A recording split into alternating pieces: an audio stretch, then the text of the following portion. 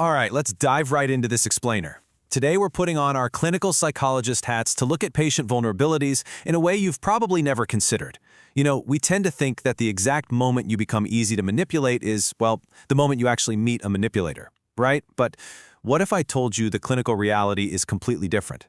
What if that psychological vulnerability, the literal blueprint for a predator to manipulate you, was actually built in childhood, way before that first fateful encounter ever happened? It's a pretty heavy question to ask yourself, isn't it?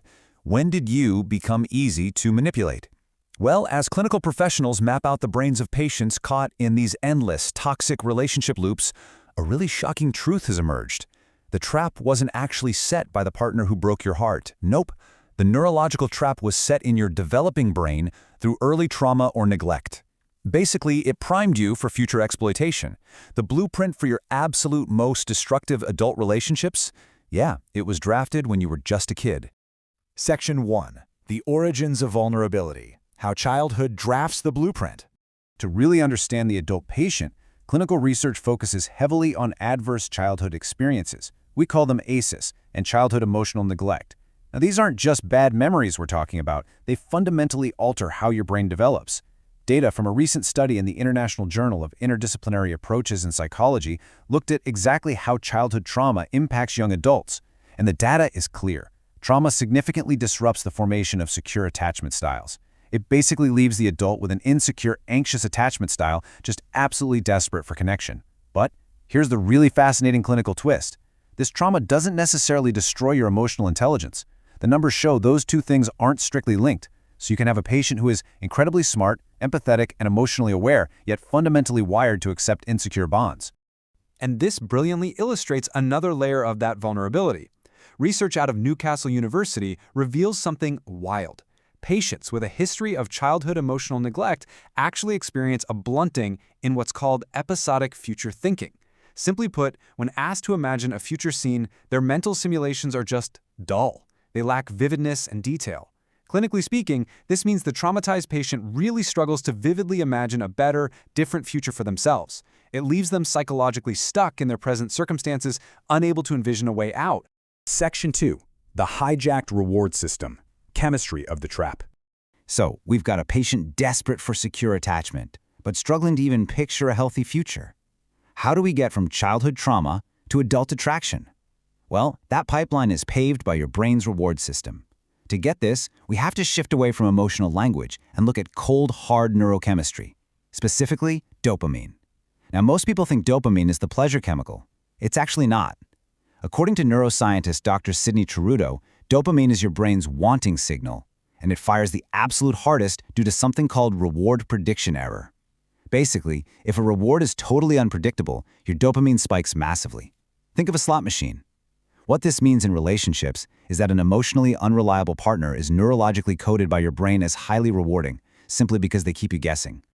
When we map this chemistry onto attachment styles, a really stark clinical contrast emerges. Secure attachment? It's calm, it's mediated by oxytocin, and it just feels like home. But the anxiously attached patient? Their entire baseline is dopamine craving. They're hyper-vigilant, constantly waiting around for that next hit of reassurance. Guys, it doesn't function like love. It functions identically to a mild addiction. Section 3. The Dark Triad Disguise. Profiling the Predator. Okay, so if a traumatized patient has this hijacked reward system that's just craving unpredictable dopamine, who is the absolute perfect person to exploit that internal neurochemical chaos? Enter the dark triad. In clinical psychology, the dark triad refers to three very malevolent personality traits: narcissism, which is extreme grandiosity and self-valuation; psychopathy, characterized by callousness and a total lack of empathy; and Machiavellianism, which is all about strategic manipulation and exploiting people. Individuals high in these traits extract personal gain entirely at the psychological and sometimes even physical expense of others. They are, quite literally, the ultimate interpersonal predators. But this brings up a deeply disturbing clinical paradox, doesn't it? If these personalities are so incredibly dangerous, why do highly vulnerable individuals run right into their arms? Seriously, why do we implicitly trust the exact people whose brains are wired to harm us? Well, the answer is incredibly unfair. Recent research highlighted in Psychology Today shows that people with dark triad traits are actually perceived as more physically attractive. No, really. They have distinct facial cues, like bold, well-groomed eyebrows in narcissists, for example, that our brains unconsciously decode as highly competent and trustworthy. For short-term interactions, their faces literally fool our brains into trusting them right off the bat. Section 4. When trauma meets manipulation, anatomy of a capture. So what exactly happens when the vulnerable, dopamine-starved patient finally encounters this charming, unpredictable dark triad manipulator? Let's walk through the clinical pipeline of a psychological capture. We call this stress-reward coupling. Step 1.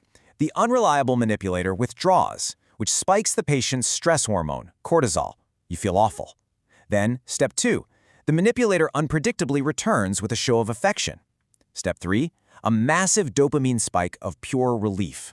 Over time, the partner becomes both the source of profound distress and the only neurochemical cure for that distress. This vicious cycle forges a trauma bond, Step 4, that is neurologically indistinguishable from a substance addiction. And this illustrates what Dr. Cerruto calls the dopamine threshold trap.